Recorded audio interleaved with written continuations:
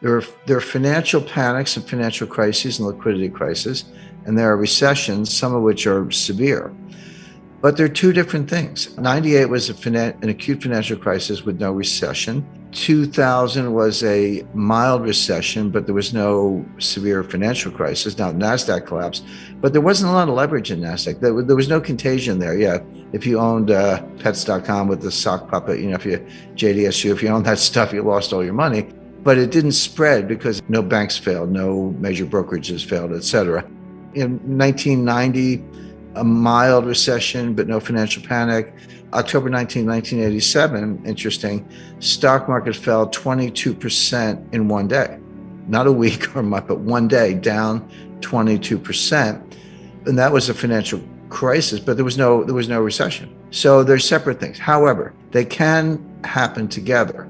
And 2008 was an example. There we had an acute financial crisis, and the names. Bear Stearns failed in March of 2008. Fannie Mae and Freddie Mac failed in June of time. And I remember I was on a call, the economic team, and everybody was high-fiving, like, hey, the financial crisis is over. Now we can get back to talking about the Iraq War, which is what they really wanted to talk about.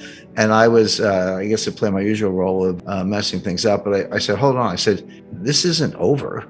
You're not going to make it to election day without a much bigger failure. And I didn't say like September 15th at midnight. That was Lehman Brothers. But everybody knew that Lehman Brothers was the weak link. They always had been. They were the weak link in 1998. So I said, you're not going to make it to election day without a major crisis. And so get your guy ready, come up with a 4-point plan. Doesn't matter what the points are, just make them up, But get the guy on the steps of the Treasury the day it happens to give the 4-point plan, and he'll reassure the American people, and you'll win the election. I was left off the call. I was not invited back. That was at a very short tenure as a political advisor. So then, sure enough, September 15th, the crisis comes. John McCain runs around like a chicken with his head off. He's, doesn't know what to do, barges into the White House, and President Bush said, well, we're in the middle of a campaign. I can't let McCain come in without bringing in Obama. So they did. They had McCain, Obama, Bush, and the economic advisors in the cabinet room. And Obama didn't know any more than McCain, but he was smart enough to keep his mouth shut. And people looked at it, and McCain looked scared, and Obama looked cool. And so if you look at the polls, that McCain was ahead in the polls until that weekend, and then Obama pulled ahead and stayed ahead and won the election.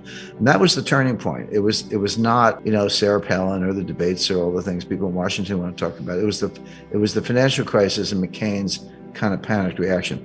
So there we had both Lehman Brothers, September 15th, and then Morgan Stanley was days away from collapse. Dick Full kept calling John Mack to have Morgan Stanley bail out Lehman, and Mack's like, no, we're worried about Morgan Stanley. We're on the ropes now, and Goldman would not have been far behind, and so forth. And the Fed truncated that by making Morgan Stanley and Goldman Sachs bank holding companies. So then they could bail them out because they were banks.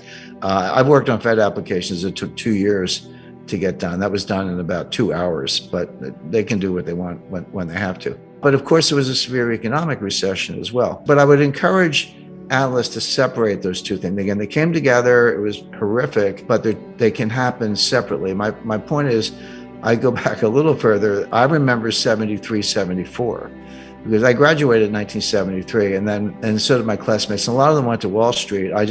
I went to graduate school, so I wasn't ready for the real world yet. But they all got jobs on Wall Street, and they all got fired like a year later or less, because the recession in 1974, caused by the Arab oil embargo and the quadrupling of oil prices, was horrible. That was the worst recession since the Great Depression at that time. Now, we've managed to top that record a few times since, but at the time, that was, stock market crashed, unemployment spiked, but that was bad. 82 was a really bad recession, and that was the one that Volcker induced, kind of doing what Jay Powell's doing today, by the way. And if you want to understand where we're going right now, I would look at that 1981-82 recession. That topped 74 in terms of the worst recession since the Great Depression. That was the worst recession until 2008.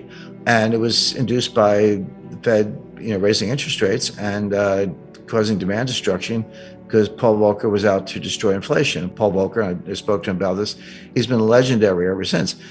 And as it relates to today, and how do we put all this in context, a very bad recession, possibly worse than 2008, but just a recession. Now, let's take the financial crisis component, because I said they're two separate things, but they can converge. And they did in 2008. That was a good lesson because it was as bad as I described.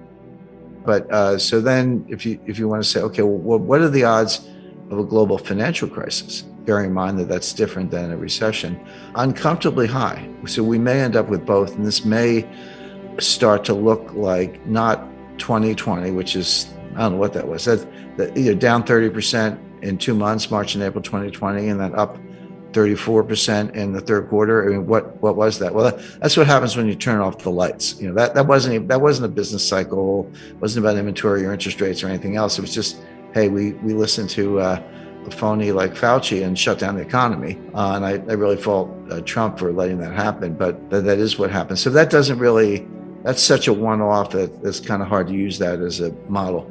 But 2008 is a model, and that may be what we're heading for, bearing in mind that these are two separate vectors. Inflation is the biggest story. We all know what happened to gas prices, food prices, other goods and services, airline tickets. But there are two kinds of inflation, broadly speaking. There's what's called cost push. This comes from the supply side. So that's what we had in 1974. That's what we had now. Which is coming from higher commodity prices, higher energy prices, energy shortages, supply chain bottlenecks, higher input costs, a lot of other factors. So it's coming from the supply side. The other kind of inflation is called demand pull. This comes from consumers. This comes from individuals, and it's a psychological thing. People say, gee, I was thinking about buying a refrigerator. I better go out and buy it now because the price is going to go up. If I wait 3 months, it's going to cost me 10% more. So I'll go buy it now, or a new car, or anything, a suit, a dress, anything you want, go buy it now. Because the price is just going to go up. That's demand pull inflation. And then that plays out in terms of wages. People want to raise. I mean, we went through this in the late 70s. I was working at Citibank at the time. They used to just give us raises without even asking. They would just say, hey, we're going to raise your salary, whatever, $20,000 or whatever, because they knew people would quit or they were going to ask for it sooner or later. They were just trying to keep ahead of things. And that was true on, I was in New York at the time. I was on Madison Avenue, finance, anything you could think of. So we don't have that yet. Right now, the demand pull inflation has not kicked in. The cost push inflation, and that's what you're seeing at the grocery store, and that is there. It's what's driving inflation. The difference is the Fed has absolutely no direct power over the supply side. They don't. They don't drill for oil. They don't run farms. They don't, pilot ships. They don't drive trucks. They don't unload in the docks of the Port of Los Angeles. They don't do anything that could alleviate supply bottlenecks or supply chain bottlenecks. They can control the demand side, even though demand is not the problem. See, this is the point. They can control the demand side by raising interest rates and tightening money, but demand is not the problem. It's not where the inflation is coming from. But if you crush it enough, if you destroy enough demand, it will feed through in terms of lower prices, even with supply side constraints. Just to be a little blunt on the subject, people complain that gas prices went up, and they did. They went from, $2.40 a gallon to $5 a gallon or more, depending on where you were. $5 was the national average, according to AAA. They came down a little bit in July and August, kind of not all the way back, but maybe closer to $4. All right, that's in the right direction. But the old saying, the cure for high oil prices is high oil prices. In other words, the price itself destroys demand. There's a recursive function or circularity to it. If you want to get the price of gas down, get unemployment up to 7%, because people who aren't working aren't using any gas. It's not a question of having to pay $4 a gallon or $5 a gallon. If you just got fired and you're sitting home, you're not buying any gas or very little, and that'll bring the price down. So the way it works is raise interest rates, tighten money, reduce the balance sheet, etc. Get unemployment up. It doesn't sound like a desirable goal, but that's what it takes, and that's what happened in 1982. Get unemployment high enough so people are buying hamburger instead of steak. They're buying whatever's the least expensive thing on the shelf, day-old bread instead of new bread, or they're not buying gasoline because they're not going to work, etc. That will bring prices down, but at a very high cost, which we just talked about, which is high unemployment and lower productivity.